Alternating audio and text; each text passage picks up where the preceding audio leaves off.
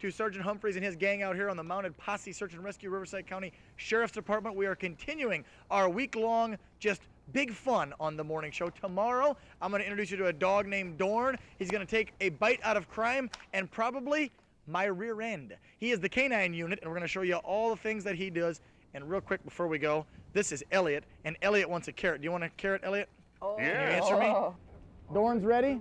All right, so I'm going to run. Darren, you ready? Here we go. Hey, bad guy, start with your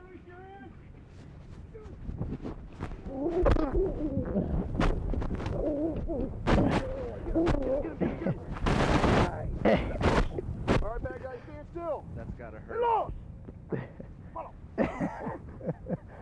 Woo! Already, I'm good. So there you go. The lesson learned here is bad guys, don't run from the cops or that will happen. We'll have more details on how you can become a Riverside County Sheriff officer. Also more about Dorn, background behind him, and Officer Matt Spain coming up at the end of the show. Guys, back to you in the studio. Oh, poor Dan. It looks like that dog. Now look at that.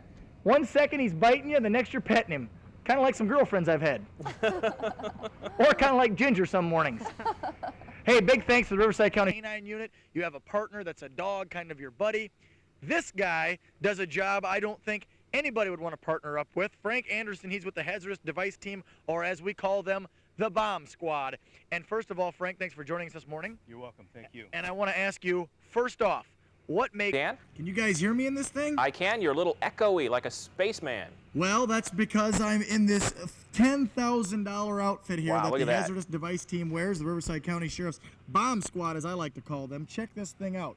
This is just one of the tools that they use. You see a little air nozzle back here. We don't have it on. That's why it's getting a little warm in here. And the man that wears this suit is Deputy Frank Anderson from the Hazardous Device Team, or as I said, I like to call it the Bomb Squad. And Frank, this is just one of the suits you guys wear to do what? This is What is that? Why are we looking at that again? You need to hear the audio. He's squealing right there. Ow, it Needless hurts. to say, this suit that you're wearing. Dan, I hope they're not giving you a gun. Hey, you know what? They gave me one, but it's unloaded, so everybody is safe in the Coachella Valley. Check that baby out. Isn't that pretty cool looking? By the way, why do you always smile when you say canine unit? Are you guys still relishing in that bite that I took? We're throwing you to the dogs. You guys laugh about that every morning since that. Under fire, this is how we would move up and secure that citizen and or the officer. And I was the rescue him. citizen. You were the citizen and bring you to some medical aid. Get me out of harm's way.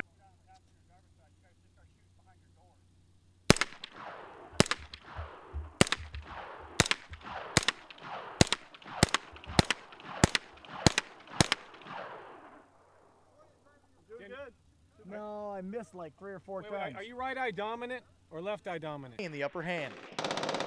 On this hillside below me, you see more Marines here. These are the M60 gunners. What they're doing is they're providing suppressing fire for the ground troops out in the foreground, which are making their way towards the target. All of this intense training. There are 14 dogs total in the unit. The dogs are used for all sorts of things, such as sniffing for drugs, bodies, bombs, and of course, taking down suspects. Yep. Ow, not that one. That hurt. Well, as we've been telling you in our hour special from 4 to 5, Andy and Chris, people started lining up here before 4. Home and hug and kiss and rest and enjoy your baby and your family. We have Nathaniel. All right. Guys, thank you very much. We're going to let you get back to the cheerful and tearful reunion. We hate to pry, but thank you very much. Road, we only got the one, which was a stop before proceeding through the intersection. And unfortunately, this gentleman came through the intersection prior to the train, and they connected like almost immediately. He was about a quarter of the way through. And obviously we said very serious condition. Anytime a train hits any vehicle, the driver... Getting up at 6 in the morning and coming out and doing the show. But Mitch was kind enough to talk about his winnings and how he won this big trophy on Discovery Channel. The show aired this past weekend.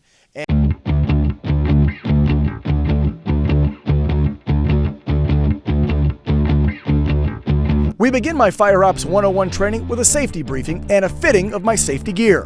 Chin in first, tip it up, pull this over your back of your head. So there's a little clasp here.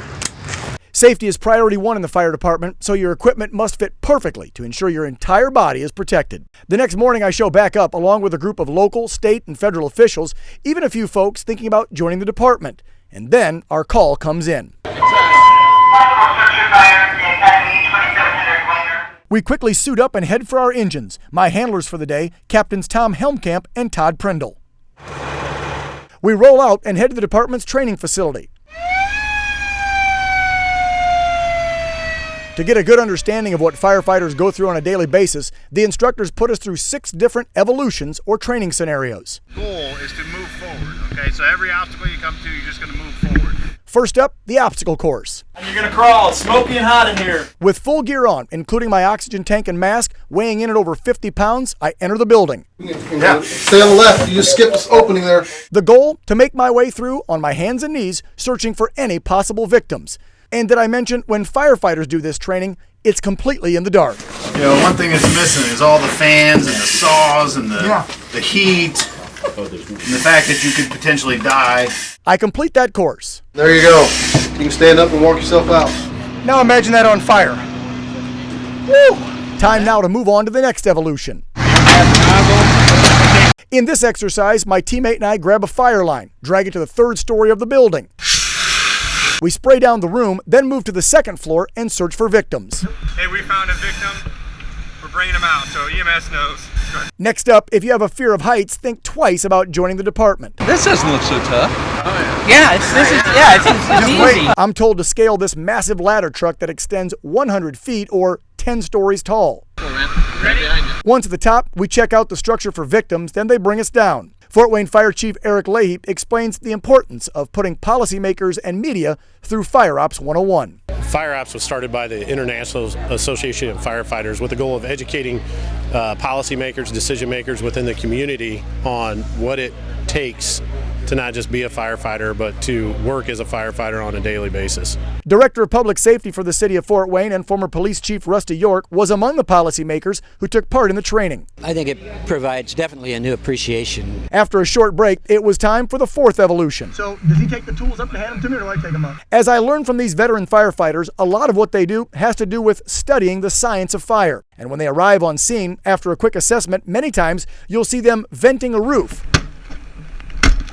A big portion of emergency calls have nothing to do with fighting fires. A good number of the calls the department responds to deal with auto accidents, so they must be trained in how to safely extract a victim from a vehicle. Very cool. You want to hand off, you tell this young lady out here that you're going to hand off the head, and then you don't let go of that C-spine until we get it stabilized on the board. Jessica Goodpaster is going through the training alongside me to see if she'd like to become a firefighter. This is definitely like some really hard work. But yes, definitely a lot of new appreciation because, you know, it is very hot and they do have a lot of equipment, a lot of heavy equipment they have to carry. And speaking of heavy equipment and heat, our handlers have saved the best evolution for last. There you go. My team enters the flameover chamber, where we get a chance to experience firsthand what it's like to be inside of a structure while it's actually on fire. Temperatures in the chamber can reach 800 degrees. I felt the heat piercing through every inch of my protective gear. That was hot. At the end of the day, we all gained a new appreciation for what firefighters do day in and day out, putting their lives on the line to protect the city of Fort Wayne and its citizens.